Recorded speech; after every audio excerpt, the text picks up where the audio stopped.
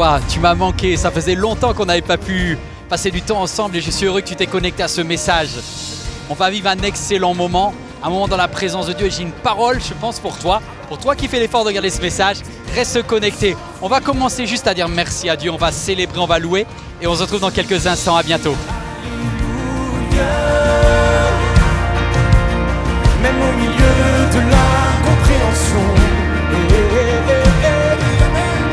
je m'écris Alléluia. Oui, de la peur nous triomphons. Alors, je chanterai au milieu de la tempête, avec puissance, je veux déclarer ma louange. De la poussière, l'espoir de guerre, la mort est vaincue, le roi est vivant. est-ce qu'on peut acclamer ce roi vivant? Poussons un cri de joie en son honneur et acclamons ce roi vivant. C'est lui que nous célébrons en ce lieu. Pas d'autre nom, pas d'autre Dieu. Alors chantons un peu plus fort. Oui, chantons un peu plus fort. Chantons un peu plus fort, que nos voix résonnent pour louer l'Éternel. Oui, chantons un peu plus fort. Hey! Chantons un peu plus fort. En présence de nos ennemis, Chantons un peu plus fort. quand le doute nous envahit, Chantons un peu plus fort. notre âme est une mélodie. Oui, chantons un peu plus fort. Du ciel tu combats pour nos vies. Oui, chantons un peu plus fort. En présence de nos ennemis, Oui, chantons un peu plus fort. et quand le doute nous envahit, Chantons un peu plus fort. notre âme est une mélodie. Chantons un peu plus fort. Du ciel tu combats pour nos vies. Chantons un peu plus fort. Je chanterai, même au milieu de la tempête, avec puissance. Je veux déclarer ma louange. De la poussière, L'espoir renaît, la mort est vaincue, le roi je est chanterai encore. Je chanterai au milieu de la tempête, avec puissance, Je veux déclarer ma louange. De la poussière, l'espoir renaît, la mort est vaincue, le roi est vivant. parce qu'il est vivant, nous pouvons nous écrier Alléluia. Je m'écris Alléluia. Je m'écris Alléluia. Je m'écris Alléluia. Je m'écris Alléluia.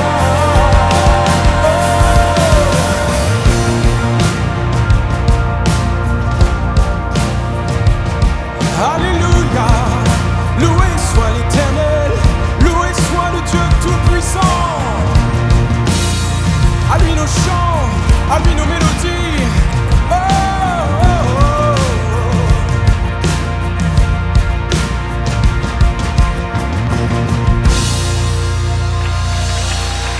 Alléluia. Alléluia. Il y a des raisons de crier Alléluia.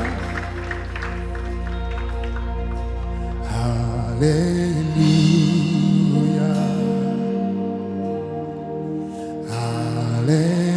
Alléluia. Tu es digne de nos louanges. Oh, disons-lui Alléluia. Alléluia.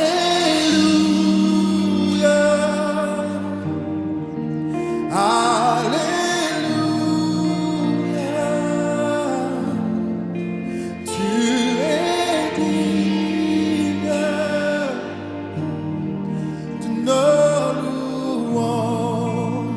Alors sois loué, oh, sois loué, exalté, sois loué, exalté, sois loué, exalté, Jésus, Jésus, toi que nous glorifions, toi que nous exaltons, ton nom soit glorifié, sois loué, sois loué,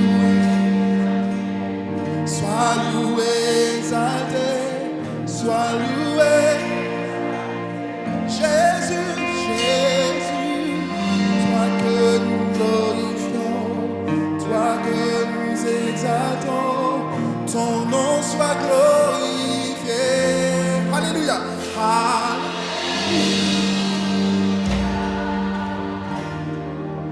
Alléluia,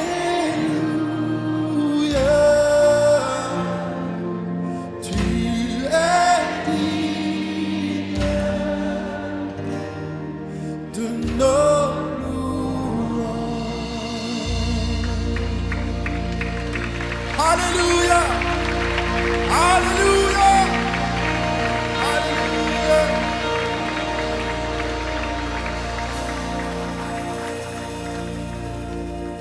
Seigneur, nous reconnaissons ensemble, encore une fois, depuis notre humanité, que tu es le seul vrai Dieu. Tu es la raison pour laquelle nous sommes ici. Tu es la raison pour laquelle nous prenons ce temps. Et nous reconnaissons notre besoin de toi, notre besoin de ta présence, notre besoin de ton Esprit Saint. Esprit du Dieu vivant, viens souffler sur nous maintenant alors que ton peuple est en train de célébrer ton nom.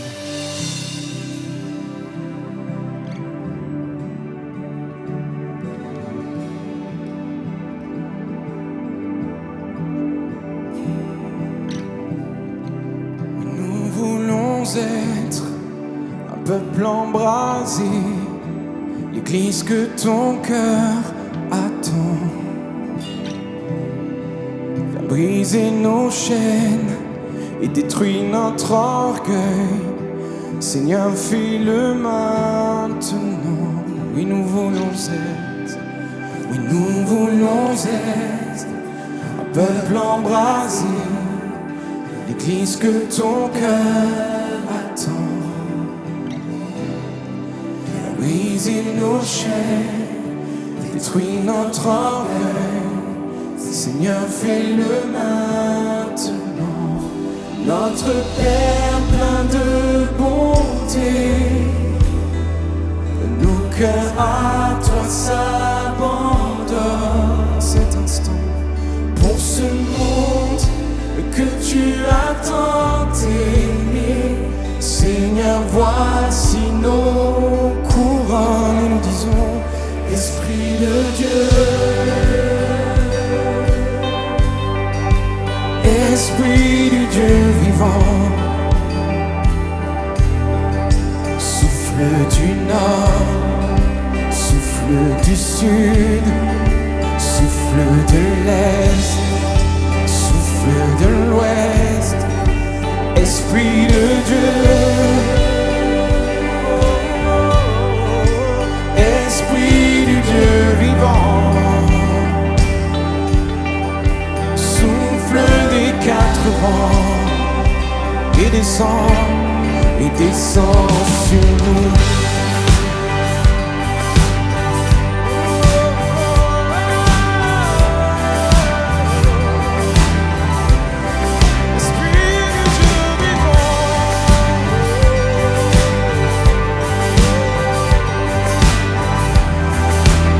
Envoie ta puissance. Envoie ta puissance et rends-nous les témoins d'un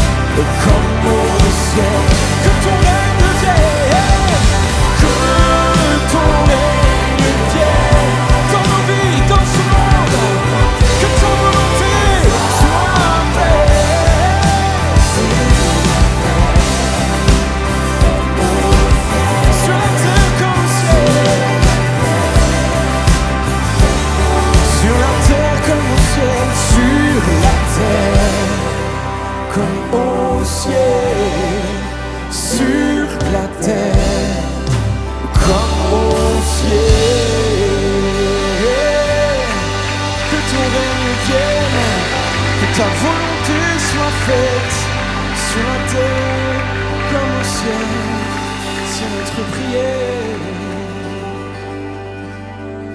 C'est tellement notre prière, Seigneur, que ton règne vienne, que ta volonté soit faite. Pas notre volonté, pas nos envies, pas nos exigences, mais ta volonté, Seigneur. Nous nous soumettons à toi.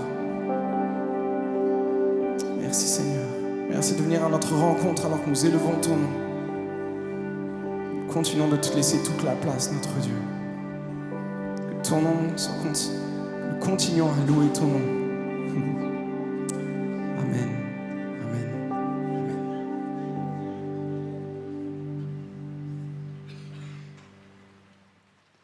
Bonjour à toutes, bonjour à tous. Je suis heureux de vous retrouver. Vous m'avez manqué. C'était Vous êtes très gentils. C'est vrai que ça m'a permis, moi, de faire une petite pause, un petit break et de penser ma vie, de me dire qu'est-ce que je voudrais changer, qu'est-ce que je voudrais améliorer. Et puis une pensée qui est venue sur mon cœur, je pense pour toi, qui peut-être est en train de te poser beaucoup de questions sur ta vie. Parfois, les années passent et tu as peut-être l'impression que tu subis ta vie plus que tu ne la vis vraiment. Je ne sais pas si je parle à quelqu'un, mais quand je pense à Moïse, lorsque les années passent, je ne sais pas s'il a 40 ans, 50 ans, s'il a 30 ans, mais les choses ne se sont pas passées comme il a voulu. Il était parti pour une carrière incroyable en Égypte. Il avait un navire tout tracé, des études, un diplôme, tout ce qu'il fallait. Et puis là, il se retrouve, après quelques années, dans le livre de l'Exode, au chapitre 3, verset 1er, en train de conduire un troupeau de chèvres. C'est même pas son troupeau, c'est le troupeau de son beau-père. Et il va le conduire même jusqu'aux confins du désert. Et du coup, je me suis posé cette question, et je pense que c'est une question que tu te poses, toi qui regardes ce message, c'est est-ce que la vie que je vis aujourd'hui ressemble à celle que j'imaginais quand j'étais plus jeune ? Et alors qu'il est en train de marcher seul dans le désert, il a le temps de passer beaucoup de choses dans sa tête, comme peut-être toi, tu t'es posé beaucoup de questions, beaucoup de choses dans ta tête. Est-ce que ma vie correspond à ce que j'aspirais ? Et puis il voit les photos, il voit les images de lui lorsqu'il était plus jeune, lorsqu'il était en Égypte, lorsqu'il voyait sa mère, son père, qui étaient des croyants fervents, qui aimaient Dieu. Et il se dit, mais est-ce que je n'ai pas perdu quelque chose ? Je voudrais retrouver cet amour, ce feu. Et du coup, il y a ce chant que peut-être Moïse aurait pu écrire dans le désert. Je voudrais retrouver ces souvenirs d'avant. Je voudrais retrouver cet amour et ce feu, encore une fois brûlé, être fou amoureux de toi, attaché à tes pas, vibrer à ta parole et au son de ta voix, pour qu'enfin me reviennent les souvenirs d'antan, où heureux je courais vers ta maison. Je veux crier à toi, plutôt que de me plaindre, je veux compter sur toi, te louer à nouveau, l'espérance et la joie seront dans ta présence. Je veux crier à toi, mon sauveur et mon Dieu.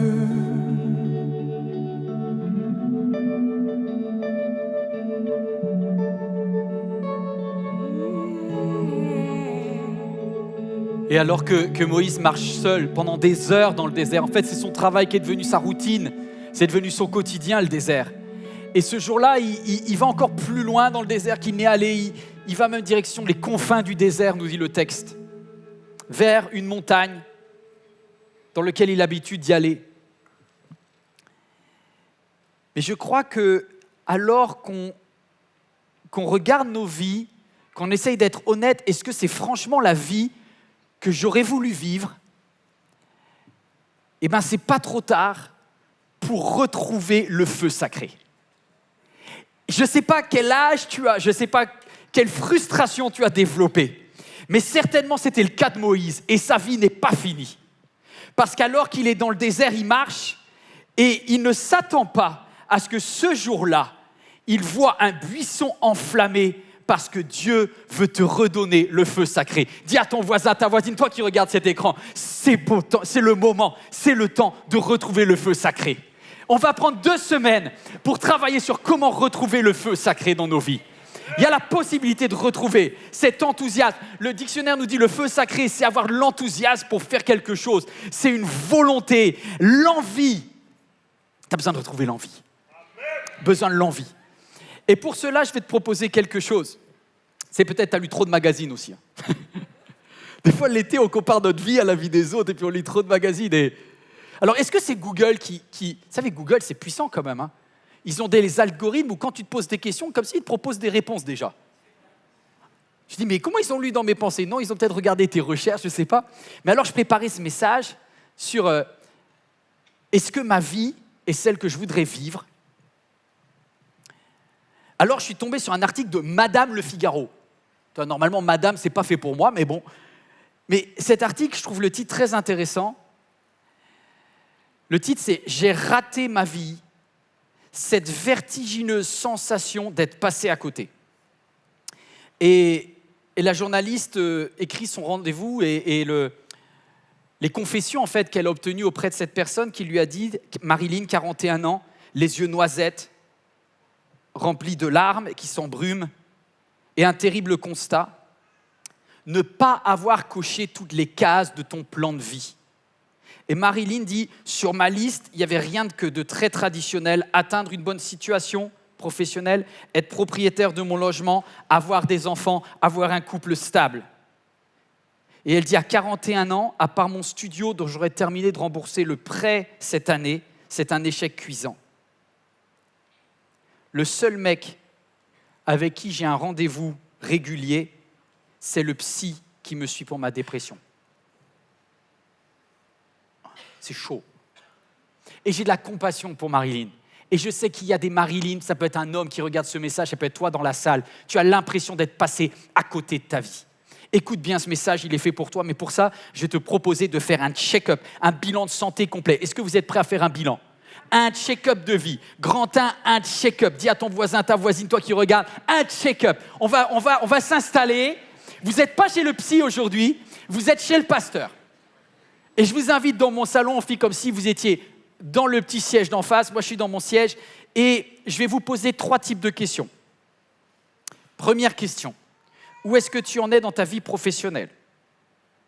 Ensuite, je vais te poser la question, où est-ce que tu en es dans ta vie familiale?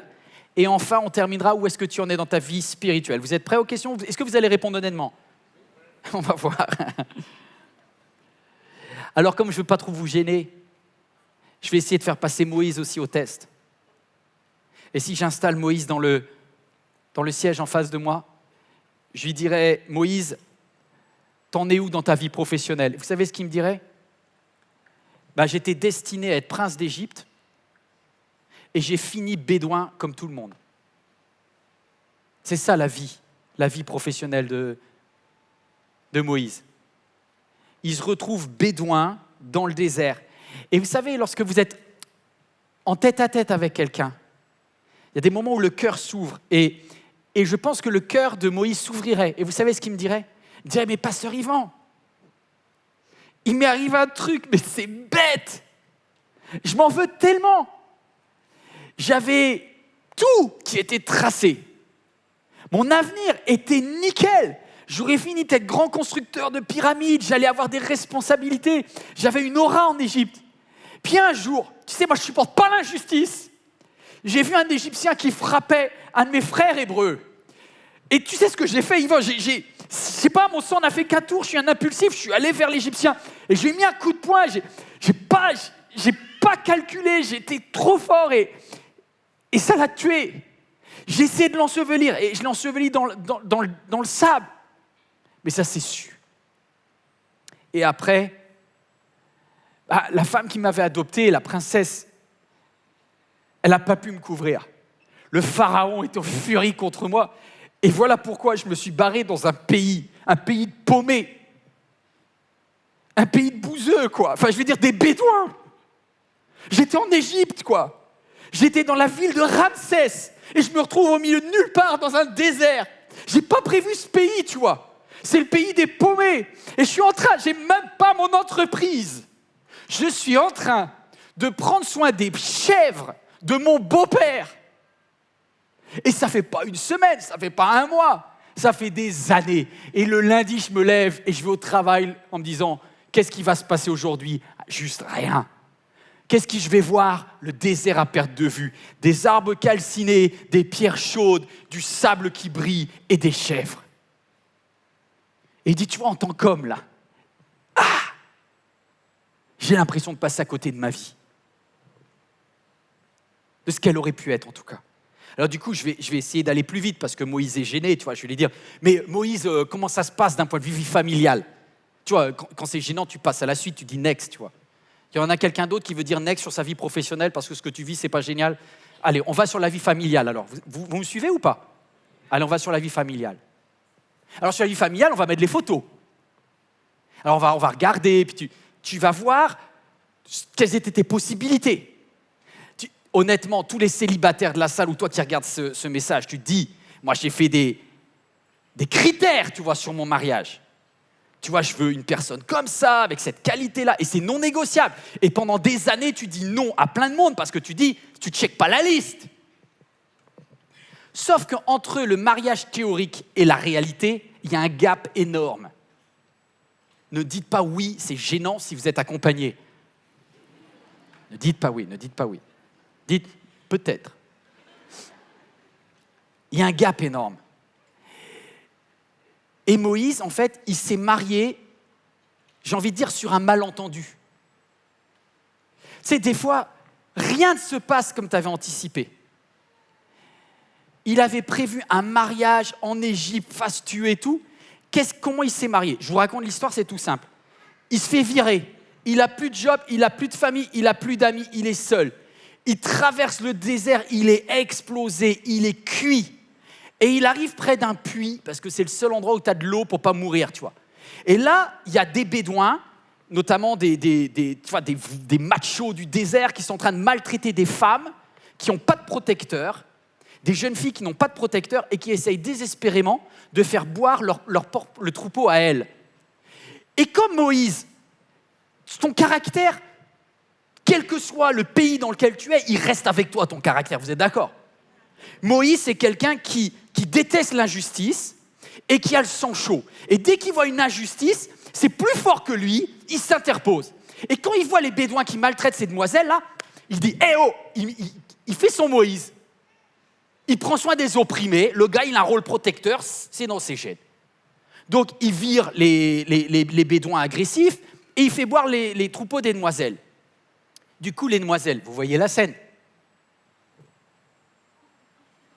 Lui, là, il vient d'où ? T'oses pas lui poser de nom. Et puis, du coup, vous pensez bien que les filles, là, elles rentrent, elles vont chez leur père, elles disent « Papa, papa, il y a un gars. » Formidable.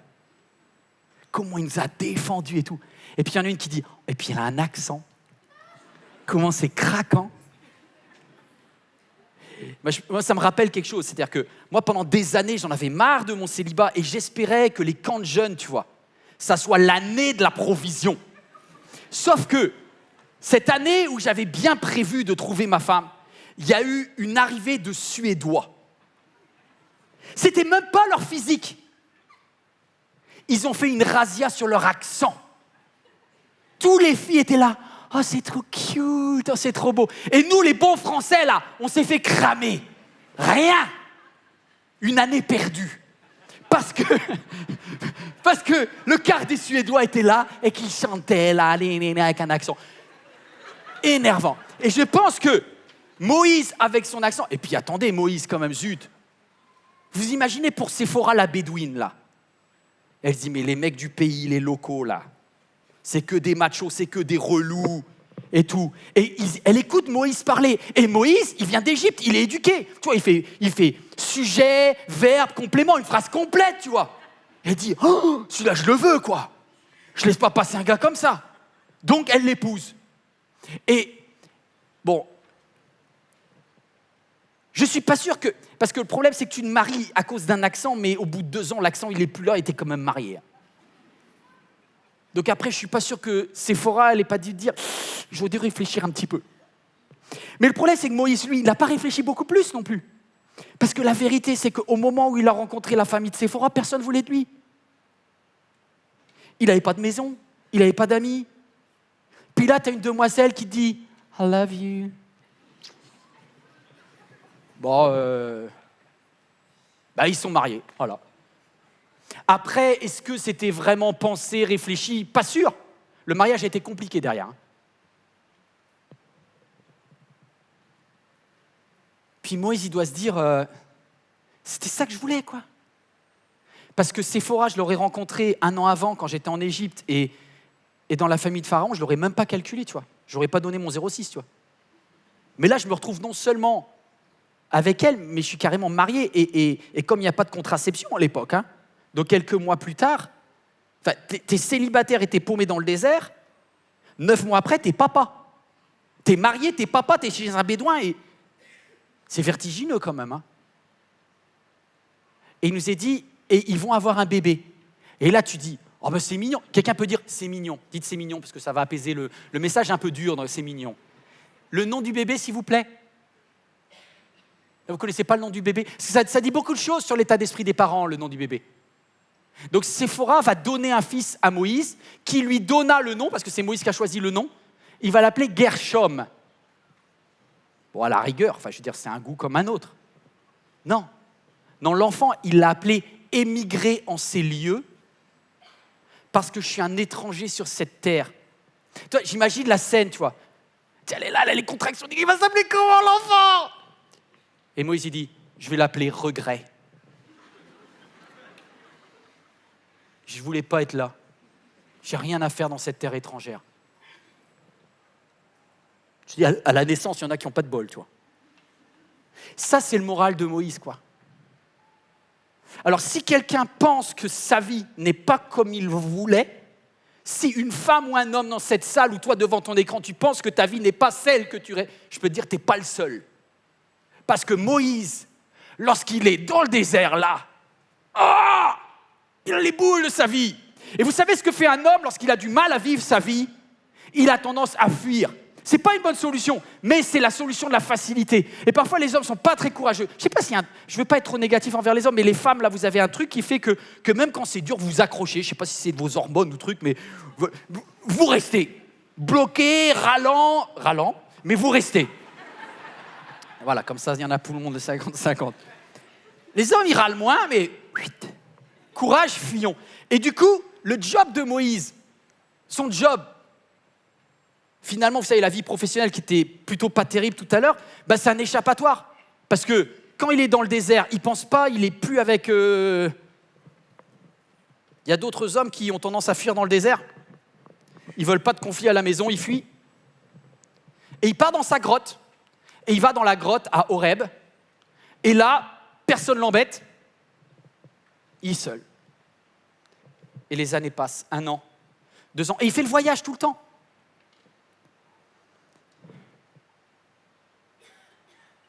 Tu sais, à ce moment-là, tu as le choix.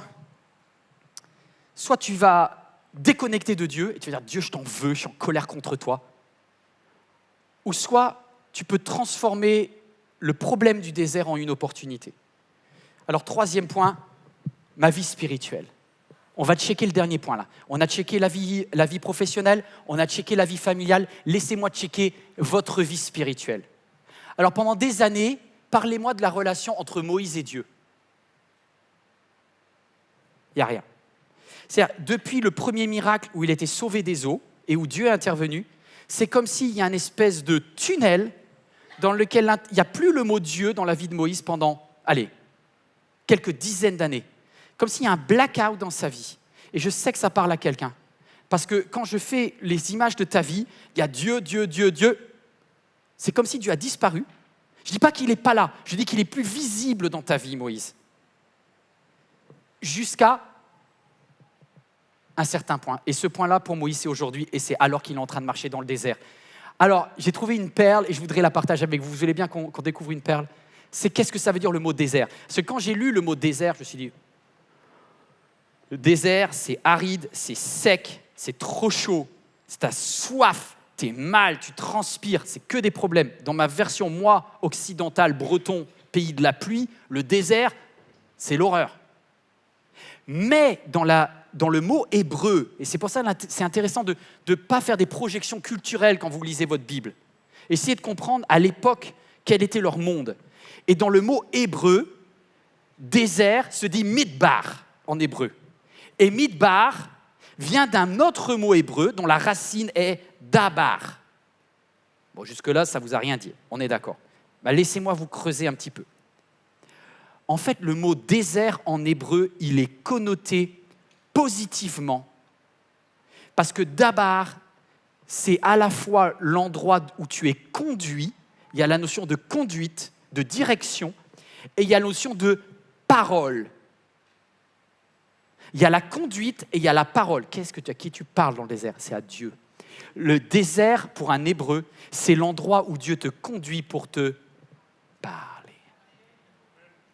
Dieu te conduit au désert pour te parler. Et quand je fais ça, je fais un pléonasme. C'est comme si je disais « monter en haut ». Je dis 2 fois la même chose.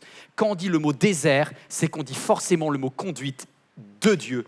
Et on dit l'endroit où Dieu veut te parler. Et j'ai une parole pour quelqu'un qui est en train d'écouter ce message. Tu es en train d'écouter ce message. Le buisson, tu le vois de très loin pour l'instant. Mais je te dis que tu es en route, tu es en chemin dans le désert. Tu ne comprends pas ton désert, tu n'aimes pas ton désert. Mais tu es dans le désert et tu marches vers Horeb, un endroit où Dieu est en train de te conduire et un endroit où Dieu veut te parler.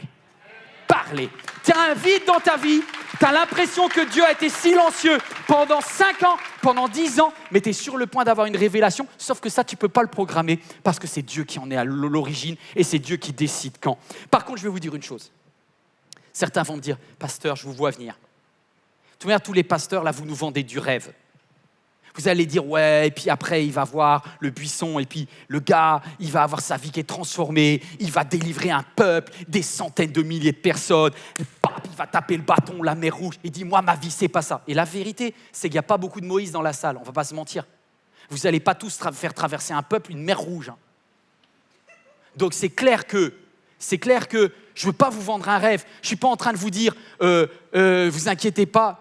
C'est des prédications qui amèneraient beaucoup d'alléluia et de amen, ça. Mais ce n'est pas toujours honnête. Ah ben là, il n'y a pas d'amen du tout. Là pour le coup, là. Mais on est vrai. Nos vies, ce n'est pas toujours des histoires de miracles de fous. Mais je vais vous dire, dans le désert, il y a un secret dont il n'y a pas besoin de s'appeler Moïse pour le voir. Est-ce que vous êtes... Je ne suis pas sûr que vous soyez prêts. Parce que ce secret, il est accessible pour toi, pour toi, pour toi, pour toi, pour toi, pour toi. Ce secret, il est accessible pour tout le monde dans un désert. Quand tu es en train d'être conduit par Dieu dans un endroit où il te parle, il y a un secret qu'il faut apprendre. C'est le secret de la gratitude. Gratitude. La gratitude, c'est rendre grâce, dire merci. Et là, vous allez me dire, mais pasteur, dire merci, pourquoi? Il n'a pas la vie qu'il veut, le gars.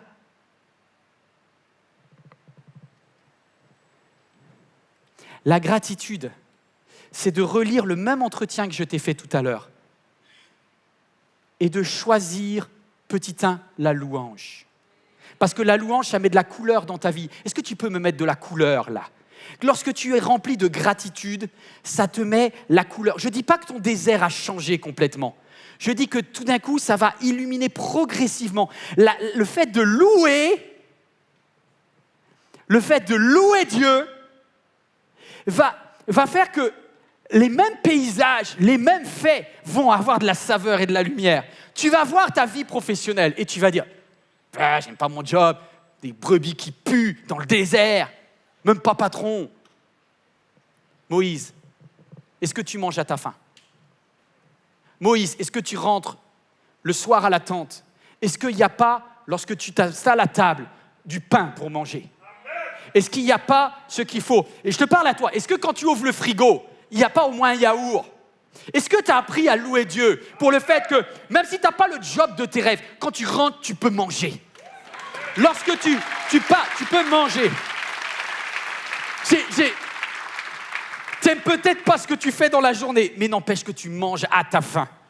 Chaque jour, il pourvoit ton pain quotidien.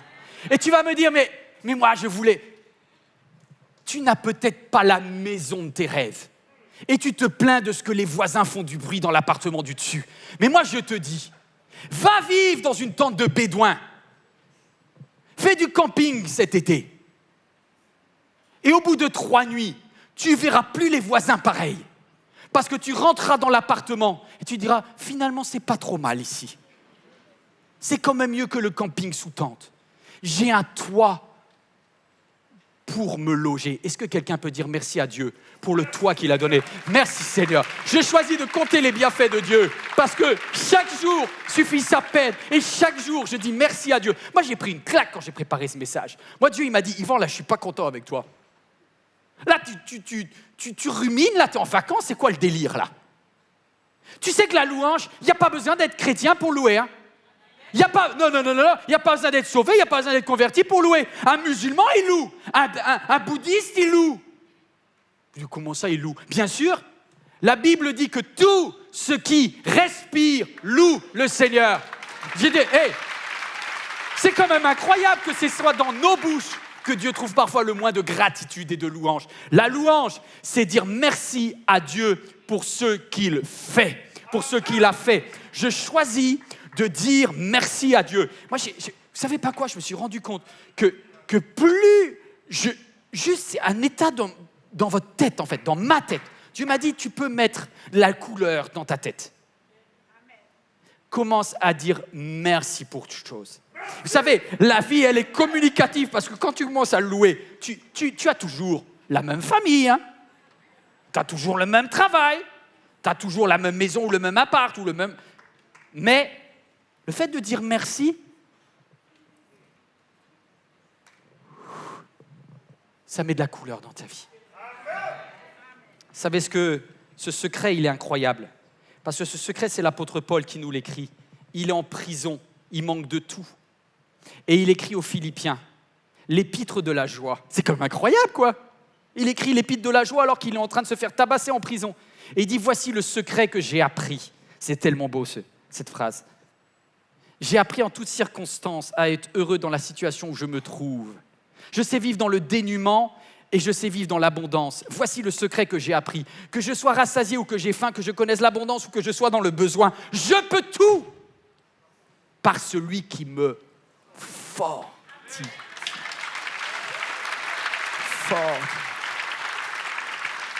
Non, on ne sera pas tous des Moïse.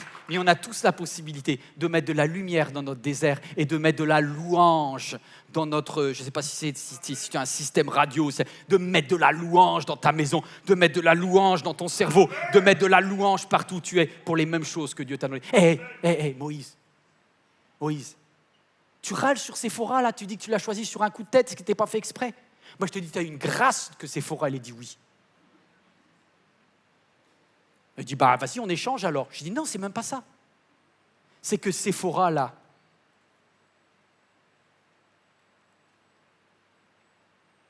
tu te rappelles quand tu es arrivé au puits, là, tu as eu de la chance que Séphora, elle ait flashé sur toi à cause de ton accent. Parce qu'à ce moment-là, tu venais de faire 200 km dans le désert et ton odeur, elle était épouvantable. Mais tu as de la chance que ça soit une bédouine qui était habituée à des odeurs comme ça. Parce qu'il n'y avait aucune femme sur la terre qui aurait voulu t'épouser ce jour-là. Je peux te dire, heureusement que ton accent a masqué ton odeur. C'est pas brutal comme ça? Mais je peux te dire, à chaque fois que Jéthro, il t'ait accueilli chez lui, alors que tu étais une bouche à nourrir, c'était pas évident. Que tu aies eu un bébé, mais pense à tous ceux qui auraient rêvé. Et j'ai un petit dédicace à toutes les personnes qui auraient voulu être maman et qui ne le sont pas. Commence à louer Dieu même si ton fils il te fait des problèmes là-haut. Commence à louer. Toute ta vie, tu peux la relire. Ta vie professionnelle, ta vie familiale et même ta vie spirituelle, tu peux la relire. Parce que même ta vie spirituelle, tu peux dire, mais Dieu, t'étais où là? C'est quoi ce trou là? Il ne s'est rien passé pendant. Et alors tu vas dire, mais depuis le temps que j'essaye de te parler, tu dis, ouais, tu m'as amené au désert. Non, je t'ai amené conduite pour te parler.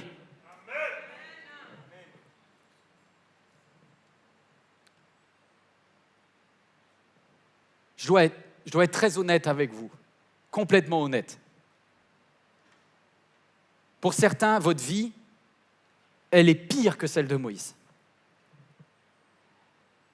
Et du coup, vous allez me dire, pasteur, avec ma vie là, franchement, si la louange, c'est remercier Dieu pour ce qu'il a fait, comment remercier Dieu pour les choses qu'il n'a pas faites?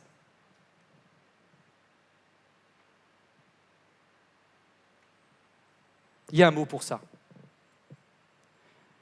T.D. Jakes dit ceci. La louange, c'est quand tu remercies Dieu pour les choses qu'il a faites.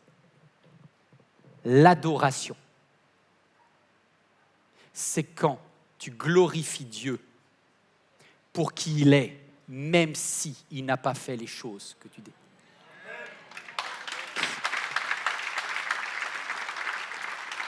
Vous savez ce que c'est l'adoration? L'adoration, c'est quand le désert perd sa couleur. Là, tu n'as carrément plus de désert, tu es dans le noir. Regardez-moi. L'adoration, c'est un moment où plus rien sur terre ne te permet de louer Dieu. Et il y a des moments dans nos vies où tu ne peux même pas dire merci à Dieu pour les choses qu'il a fait. Et alors, lorsque tu marches sur la vie, tu te déplaces et tu te dis, Dieu, comment je te louerai puisque tu n'es pas intervenu?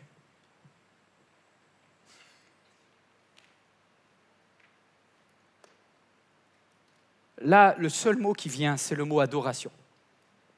Et ce mot, je l'ai entendu dans la bouche de Bill Johnson, ce pasteur de Bethel, qui au mois de juillet a perdu son épouse. L'église de Bethel est une église des miracles, est une église dans laquelle il y a eu des guérisons indiscutables, reconnues par la science. Il y a eu des prodiges, des choses merveilleuses.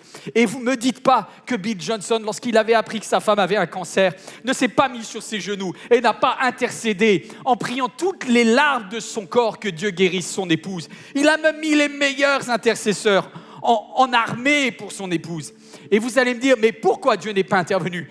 Dieu n'est pas intervenu, la louange n'a pas pu avoir lieu. J'aurais voulu qu'il y ait de la louange, mais il n'y a pas eu de louange. Et Bill Johnson, alors que son épouse est décédée, vient sur la plateforme de Bethel. Il a les larmes dans la voix, il a du mal à parler. Et il dit cette première phrase, alors qu'il est à ce service funéraire, il dit « Je choisis d'aimer Dieu, même si je ne comprends pas ce qu'il fait. Je choisis d'aimer Dieu. » Et lorsque tu choisis d'aimer Dieu, alors là, c'est plus la terre qui parle, parce que la terre, elle parle plus en fait. Là, tu regardes le ciel, et c'est comme un... C'est tellement privé, j'ai du mal à vous l'exprimer, mais l'adoration, c'est lorsque tu regardes à Dieu. Tu le regardes pour qui il est, et non plus pour ce qu'il fait pour toi. Tu regardes Dieu pour qui il est, et tu dis, Dieu, je sais que tu te lèveras le dernier sur la terre des vivants. Je sais que tu as le dernier mot. Je ne comprends pas. Mais je choisis de dire que tu es le Dieu de l'impossible et des miracles que je n'ai pas vu.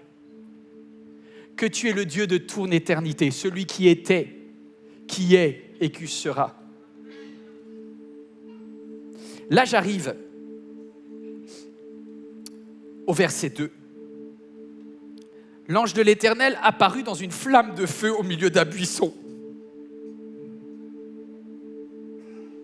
Son job n'est pas meilleur, son mariage n'est pas meilleur, sa vie spirituelle pour l'instant n'est pas meilleure. Moïse regarda et vit que le buisson était tout en feu sans être consumé.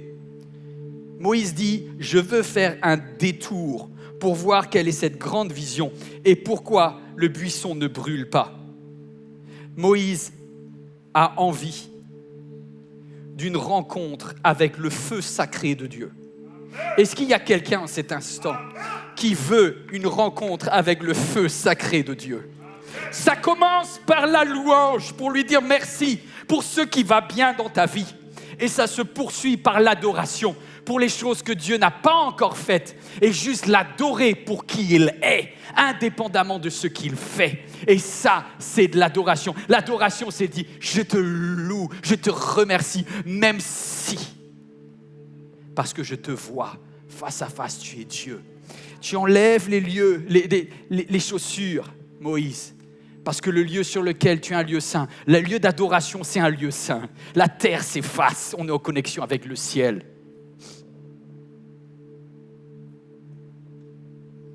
Miracle. Il est toujours le Dieu des miracles. Moïse, tu es sur le point d'avoir une des plus belles rencontres de ta vie. C'est jamais trop tard pour faire revenir le feu sacré. Il est le Dieu des miracles. Est-ce qu'on peut se lever ici, toi devant ton écran, proclame, tu es le Dieu des miracles. Je veux te voir face à face. Je veux que tu brilles dans ma vie. Remets le feu.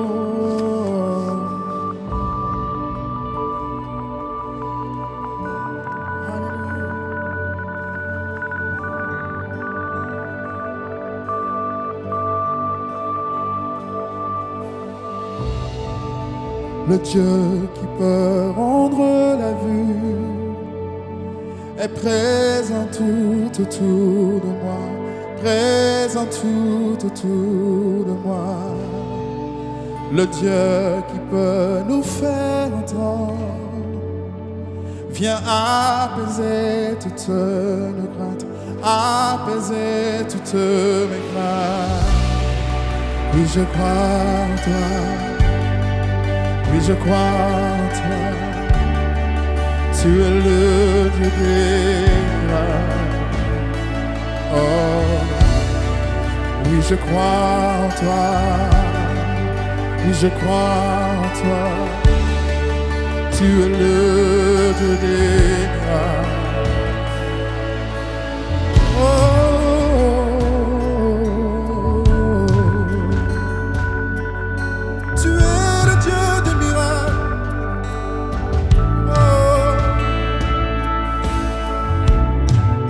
Le Dieu qui veut à l'impossible m'attire à lui, me renouvelle, m'attire à lui, me renouvelle. Celui qui a vaincu la mort, sa vie se répand dans mes veines, sa vie se répand dans mes veines.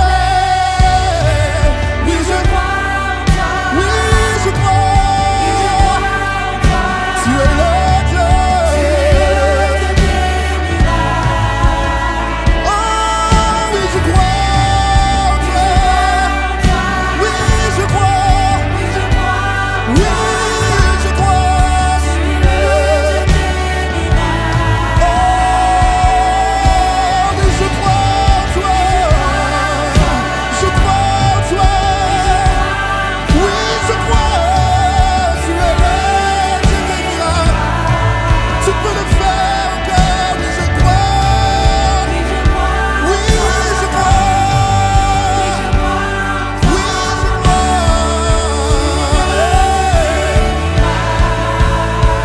Oh, tu es de toute éternité. Oh, oh Dieu puissant ressuscité. Tu es celui qui donne vie. Tu es le Dieu des miracles. Tu es le Dieu des miracles. Oh, Alléluia. Oh, tu es le Dieu puissant ressuscité. Tu es celui qui m'a donné vie. Oh, tu es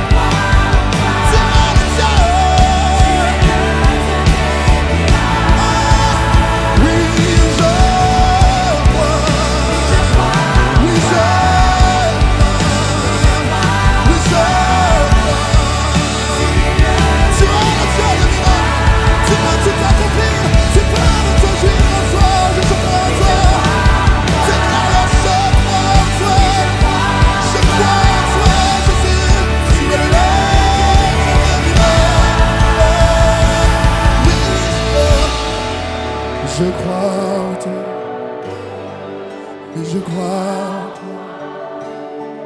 Tu es le début. Tu peux le faire encore à nouveau. Oui, je crois, je m'accroche à toi. Oui, je tiens sur toi. Tu es le miracle.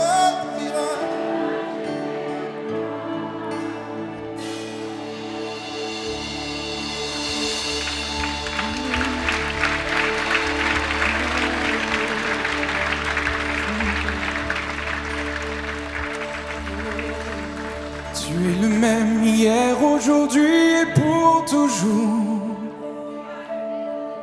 Tu ne changes pas. Merci pour ton amour.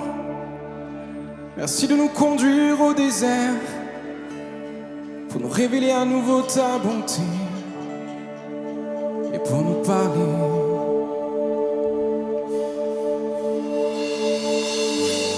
Toi qui es couronné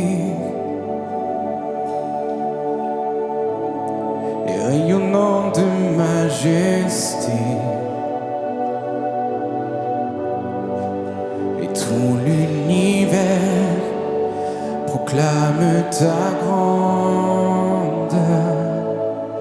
Et nous voici aussi en cet instant glorifiés par les anges prosternés. Et nous nous inclinons aussi. Et tu es assis à la droite du Père. Chantons ensemble son nom. Oui, Jésus, merveilleux nom, et qui est semblable à toi, ô Dieu. Oui, Jésus, ton précieux nom est digne d'hommage. Laissons-nous captiver.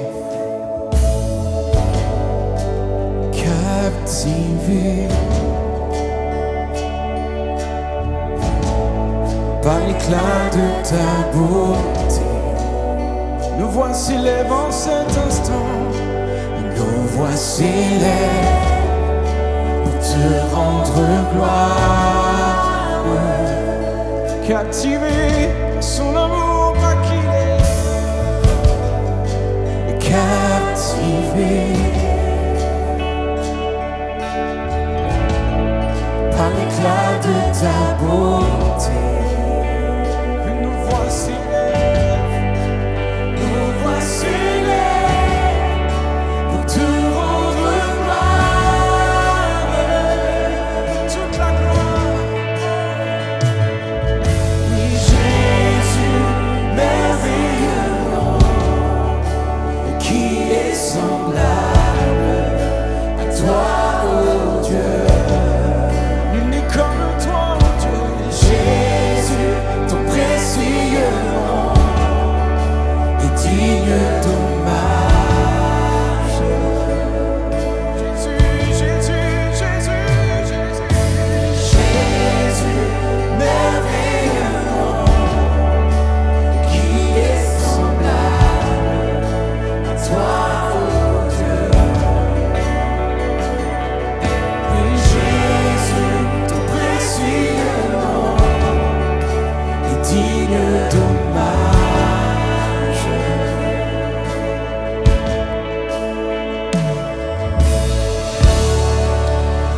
Je veux nous inviter à répondre de façon sincère, de façon vraie à sa présence.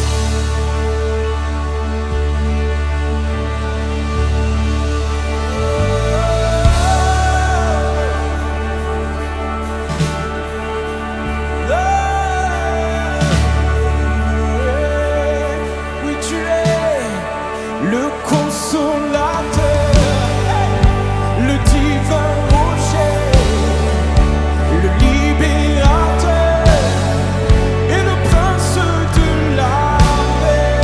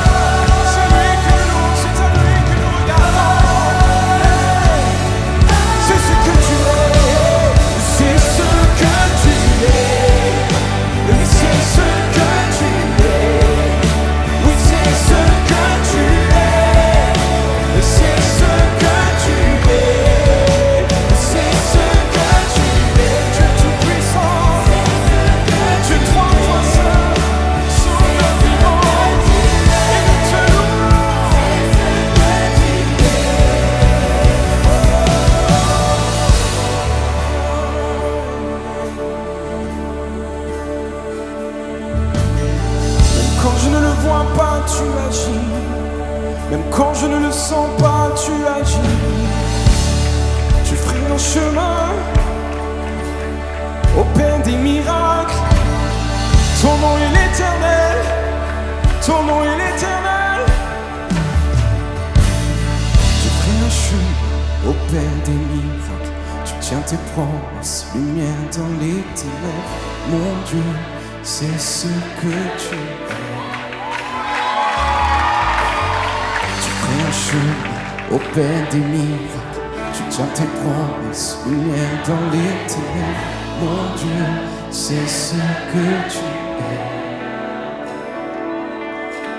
Tu ferais un chemin en tout temps. Le même hier, aujourd'hui, éternel.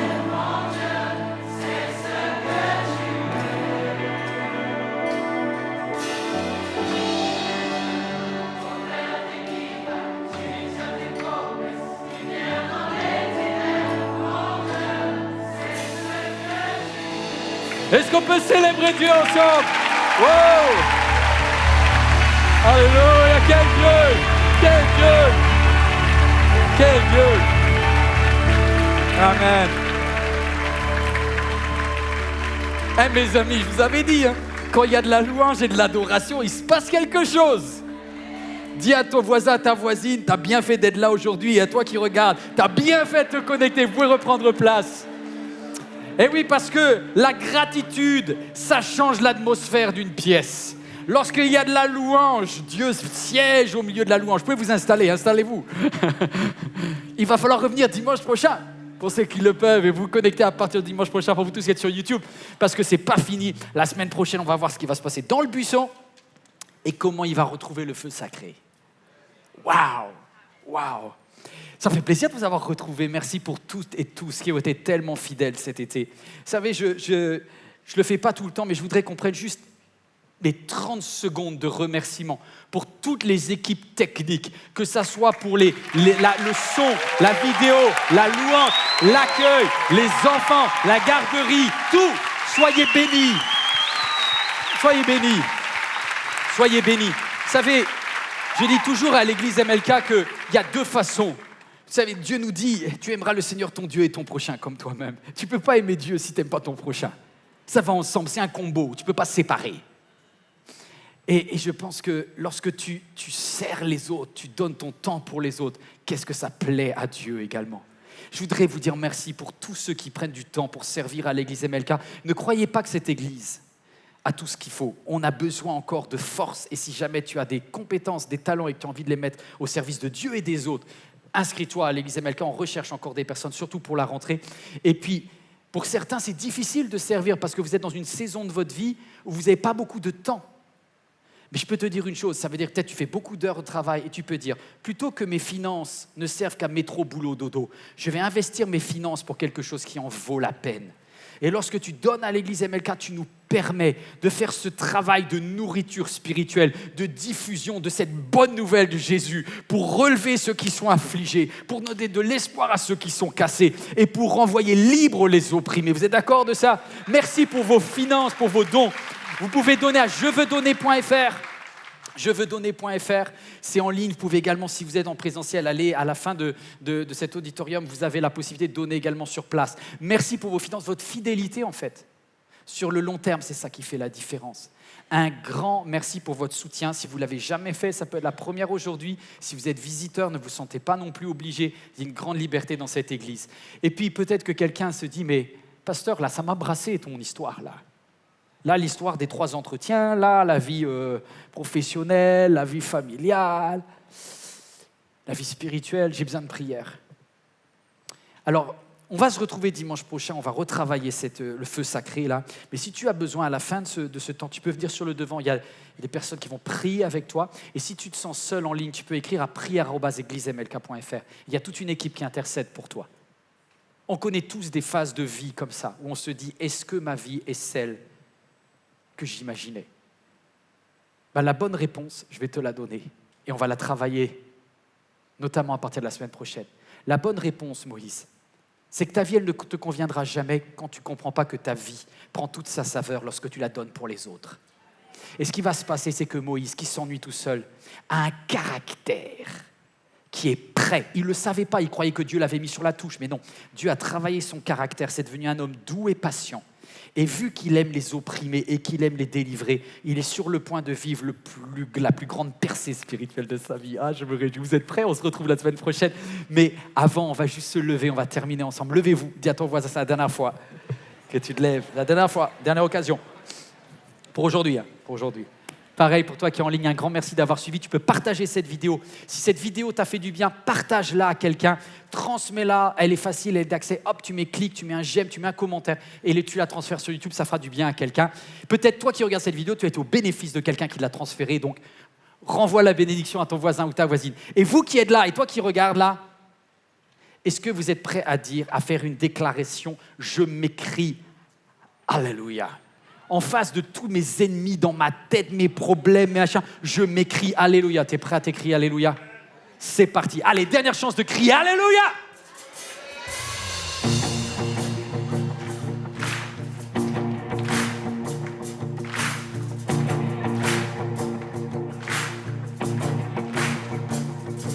Je m'écris Alléluia, même en présence de mes ennemis. Je m'écris Alléluia, même quand le doute m'envahit. Hey. Je m'écris Alléluia, hey. Mon âme est une mélodie. Hey. Je m'écris Alléluia. Du ciel, tu combats pour ma vie. Hey. Je chanterai au milieu de la tempête. Avec puissance, je veux déclarer ma louange. Et de la poussière, l'espoir renaît. La mort est vaincue, le roi est vivant.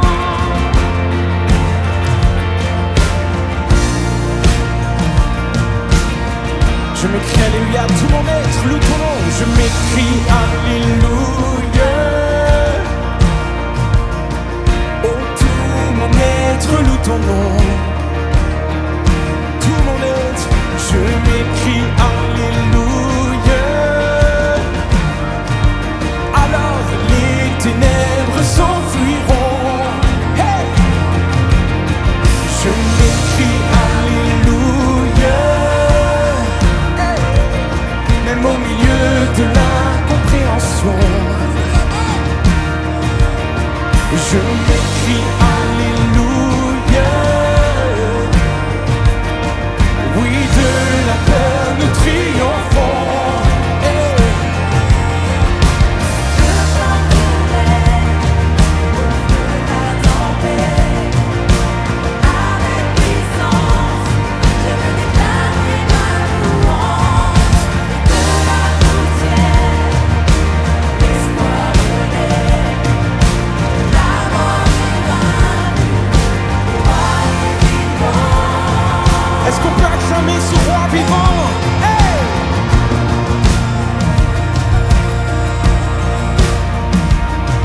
À lui nos louanges.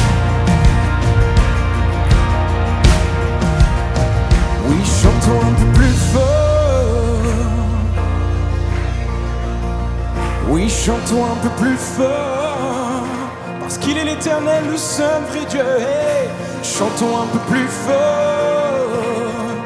Chantons son amour. Oui, chantons un peu plus fort. Celui qui nous conduit. Hey! Chantons un peu plus fort. En présence de nos ennemis. Oui, chantons un peu plus fort. Même quand le doute nous envahit. Oui, chantons un peu plus fort. Notre âme est une mélodie. Oui, chantons un peu plus fort. Et du ciel tu combats pour nos vies. Chantons un peu plus fort. En présence de nos ennemis. Oui, chantons un peu plus fort.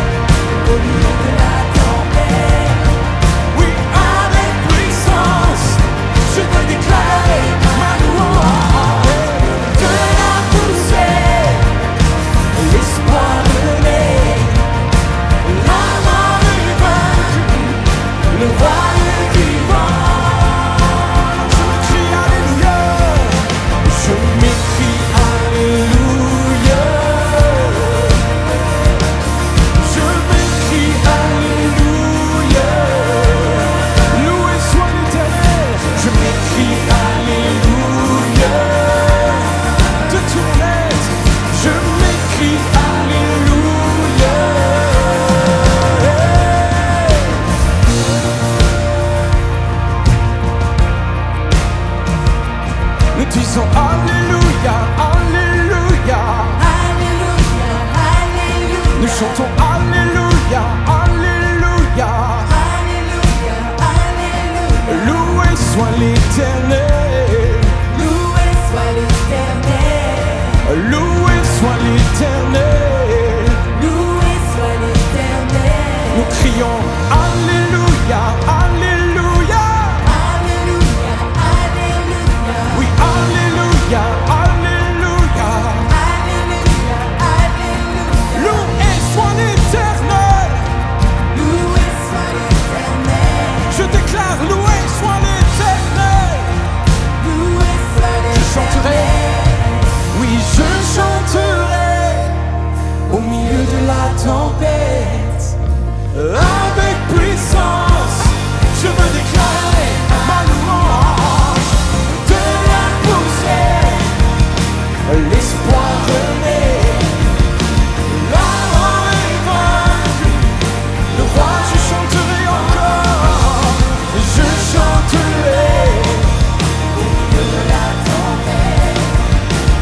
Avec puissance, je veux déclarer ma louange.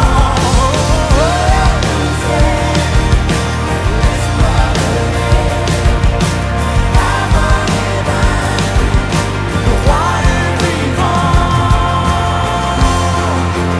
et nous l'acclamons.